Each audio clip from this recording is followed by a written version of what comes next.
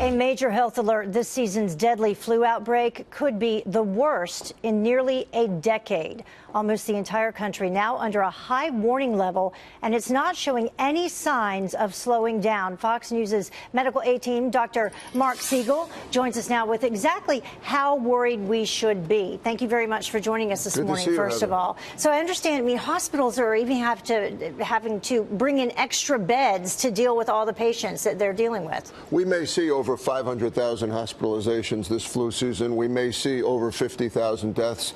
That's what Centers for Disease Control reports on particularly bad seasons. It's never really in a long time ever been this widespread this early, and now it's coming to the heart of the flu season. We still have a couple of months left, probably. Let's take a look at some of the statistics. 1 in 10 deaths in America are caused by the flu. 63 pediatric deaths from the flu this season so far. Now, when you say deaths are caused by, I want to add that the flu is an enabler. Not only can it storm your immune system and lead to tragic deaths where you're not predicting it, but it also can come along and bring in pneumonia with it or another bacterial infection. So we physicians that treat the flu have to be on the lookout for that. And sometimes as we're giving an antiviral drug, we also have to give an antibiotic. Yeah, I went and got the flu shot on Thursday of last week, and I got one of the last 2 that they had left. So they're running out of flu shots as well, and they told me that they're also running out of medication to treat the flu. Absolutely. Now, in terms of the flu shot, it takes about 2 weeks for it to work.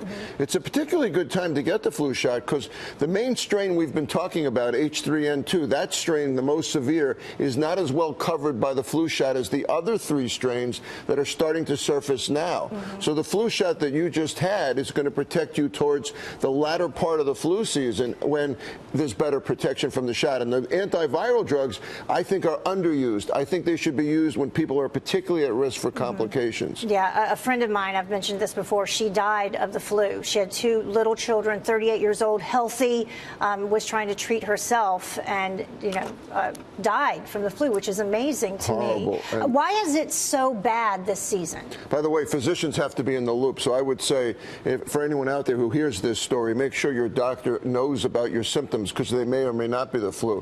This is a particularly bad season because of this strain, this type of influenza A. And influenza A starts in birds.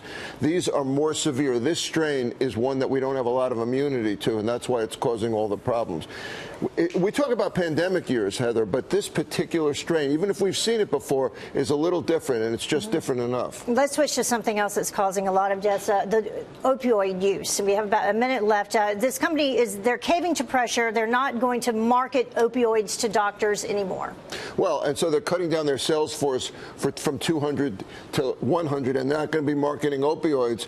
But look, 7 million Americans have already used OxyContin. OxyContin was marketed 2 decades ago as causing smooth and sustained pain relief all day and night. It didn't work that well. It was a false claim. They're being sued all over the place by states, by cities, by counties. Now, I don't actually blame the pharmaceutical companies as much as I blame the physicians. Both bear blame, but doctors actually write the prescriptions. But this particular company and other companies were busy plying us and saying, look, don't worry about it. No side effects will cure the problem. That's false advertising, and that's why they're under the gun. Yeah, and they should be. It's a big problem. I mean, U.S. deaths linked to opioids have quadrupled since 2000. And you know what? Areas where OxyContin is prescribed are the same areas where you're seeing all the heroin overdose deaths. Yeah. So there's a link. You get used to a prescription drug, and the next thing you know, you can't get it, you get an illicit drug. All right. You know about everything. Dr. Marc Siegel joining us. Thank you so much. Appreciate it this morning. Good to see you.